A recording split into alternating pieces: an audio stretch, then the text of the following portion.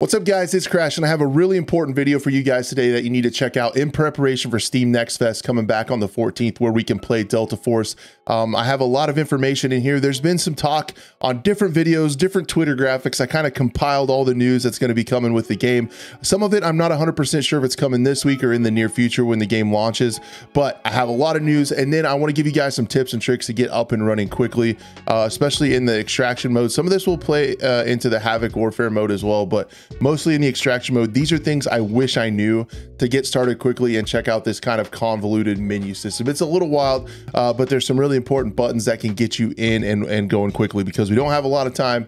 We only get to play it for a week, so I want to help you guys maximize your time in the game. And then at the end of it, if there's anything that I missed, any tips and tricks that you guys who played the earlier alpha test that I missed that you think would help people out, definitely drop those in the comments to help folks out. So now there's been a few things. There's been some Twitter infographics, as well as an interview that they did with Pestily and Landmark, where they talked about some things. I've kind of compiled all those things with changes into the game, and some of those are going to be increased loot. Now I'm guessing where we only get this for a week, it kind of sounds like progression is going to be ramped up, so you're probably going to progress. It's probably not going to be hard to make money and find stuff like that, but they are, you know, increasing loot.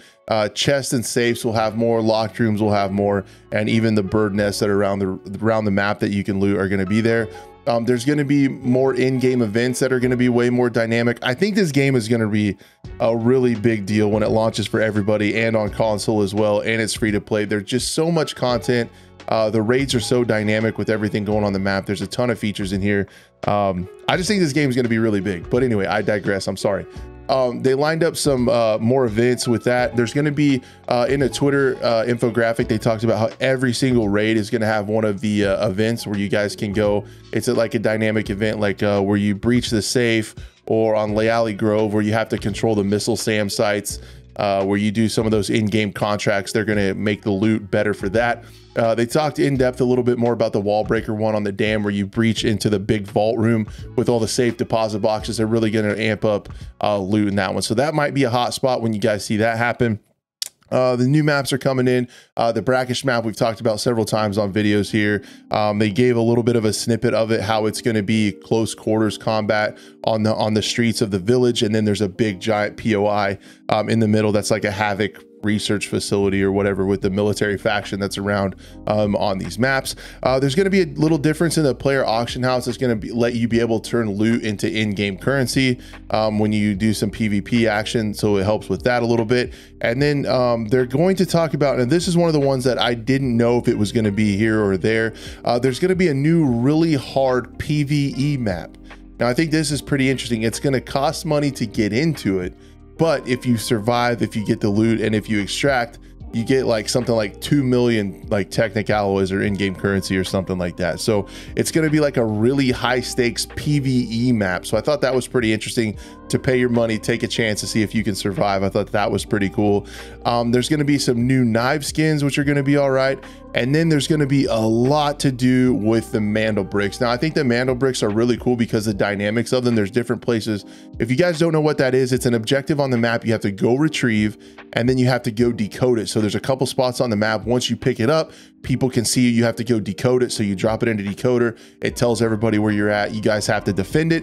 Once you get that, then you have the Mandel bricks. So after you do all that stuff in game, they're going to increase the stuff for that. And some of the gun skins, I'll put those on screen for you guys, look insane. Like some of them are clear. You can see all the inside workings and stuff like that. They're going to be giving out more really cool skins with the Mandel bricks, and they're going to be more unique. There's going to be a lot of different variations to these skins that kind of make them your own. So I thought that was super, super cool. And what they're also going to do with that is there's going to be like an auction house with those. So if you get a skin that you don't really like, you can put it up on the auction house for sale. So kind of like CSGO or the Rainbow Six marketplace or something like that. So you're going to be able to like sell skins for like in-game currency, to be able to trade it out, buy loot boxes and stuff like that for other skins. So there's going to be like a skin economy, which I think is pretty cool as well. So just anything that makes stuff that you get in raid like worth more will be pretty cool. They're going to do more stuff in the black site. So the black site is like your home base. They're going to make it better for like that you can interact with it, more stations that you can interact with, and kind of they talked about exhibiting stuff, or having it more where you can exhibition. Maybe I think customization and kind of show off stuff within your black site will be really cool. This is something we talked about quite a bit, but they reiterated that crafting times are going to be much shorter. That's good. They were ridiculously long in the alpha test. It didn't make any sense to craft stuff. I'm guessing it might not here either, since I feel like loot's going to be pretty abundant. It's going to be fairly easy to make money. There's going to be more Easter eggs. So there's the bunkers. There's going to be more Easter eggs, as well as more puzzles to solve within the game too. So anything in raid that keeps you busy and dynamic and makes every raid different, I'm all for it. I think that's one of the reasons I was so surprised with how well the extraction mode played in this game. You'll be able to solve in-game puzzles, and there's a couple they talked about where you could even like lay down and hear Morse code to unlock some of the bunkers. I know one of them that we did, you had to hunt around for the symbols around the map to find the numbers to get the combination to unlock it. And then there's going to be, you know, really cool loot in there, weapon skins and stuff that you can extract with in there, which is really cool.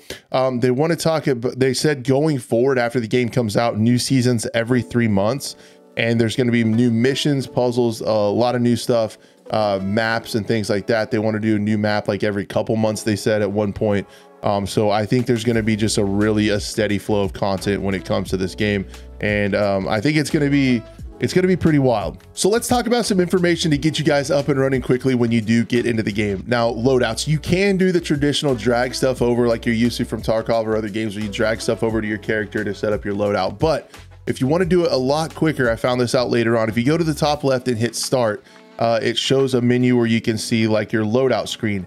Now, if you click on that, you can look at each single thing and do a drop down menu and fill in each slot. It'll tell you how much it costs. It'll buy that stuff for you. It'll also show you what you have in stash. So if you don't want to buy it on the marketplace, that's going to be really quick. You just basically do a drop down, you pick your loadout, boom, you're done. The other thing about this screen, which is really interesting, is if you see in the gear set in the low left, if you earn gear loadout tickets, I was very unclear on what those were at the beginning. If you earn gear loadout tickets, those are where you can spend those, and you basically get a freebie loadout. You get a loadout, you can't edit it. So when you get this free loadout, you can't edit it. But if you go through the raid and you extract with it, that stuff then becomes yours for sure. So if you get a gear ticket, if you're kind of down on your luck, or if you want to turn around and hop back in really quickly, boom, you can click on the gear set, you can select a loadout, and you got it instantly, and you're ready to go right back into. So really minimizing the time in the menus, because like I said, we don't have a lot of time to play this, you know, too much. The other thing about finding your loadout and looking at stuff, if you do have a little bit more time,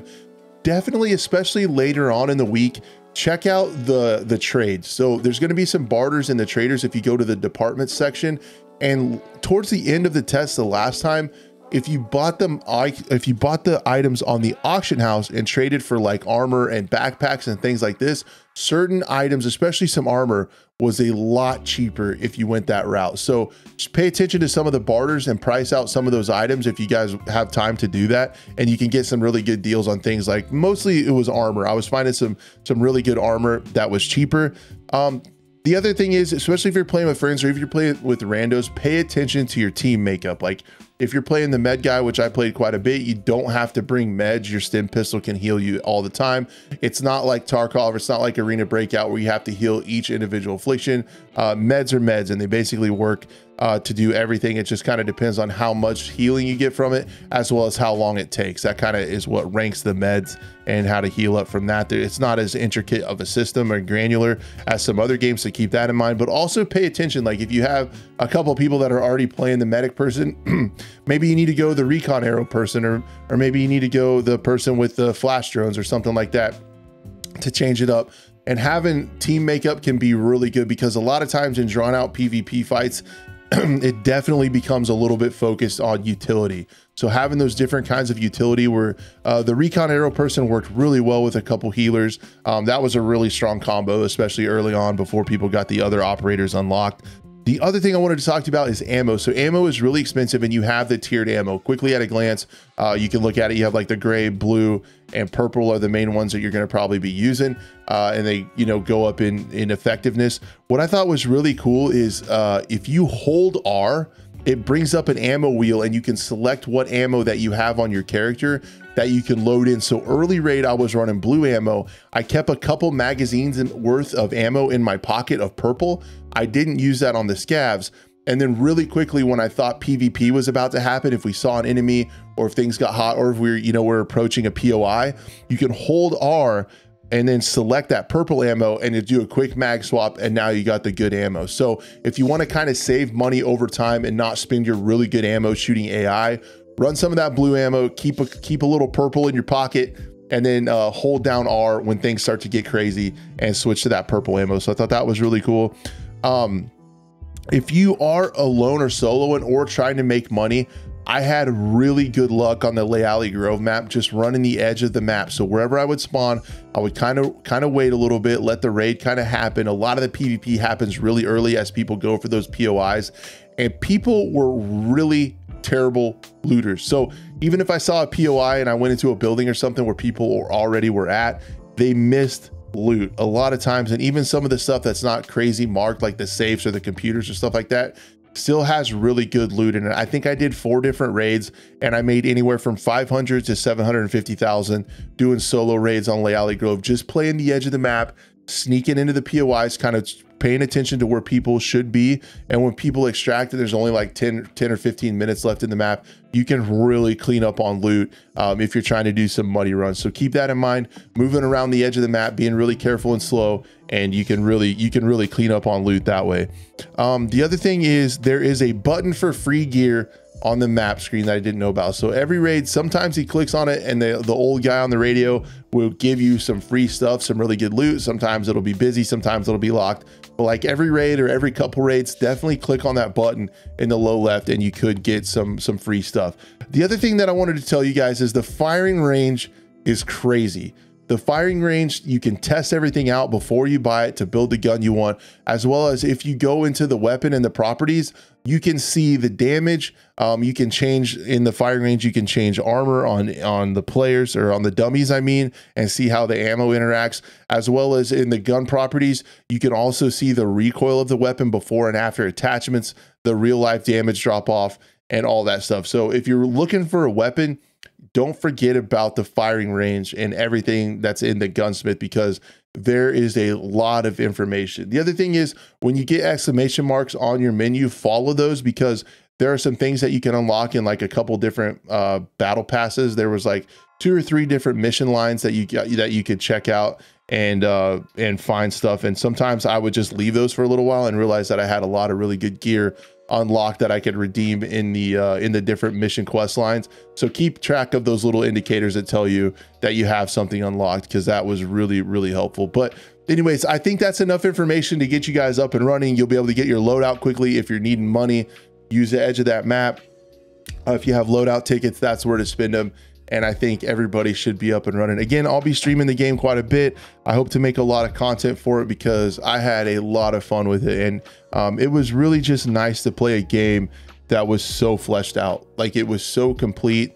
There were very few bugs. Like I played a lot, and I really think I could probably count on one hand how many bugs I ran into. The game didn't crash. It's really solid running on Unreal Engine 4.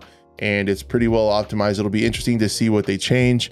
And I just think this game, like, love or hate Tencent, I think this game has a really, really bright future, because it's going to be feature complete. It's got a battlefield mode. It's got a really good, unique extraction mode that's really well fleshed out with a ton of features.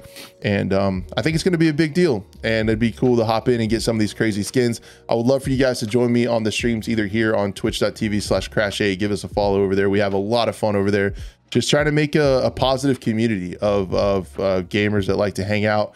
And we talk about life, video games, everything going on, and just try to keep it positive and happy, because I feel like the world needs that. If you made it to the end of this video, I cannot thank you enough. You truly are a blessing to me and my family for all the support on all the channels. I appreciate it more than you know. And guys, we'll see you out there in Delta Force very soon. Thank you so much.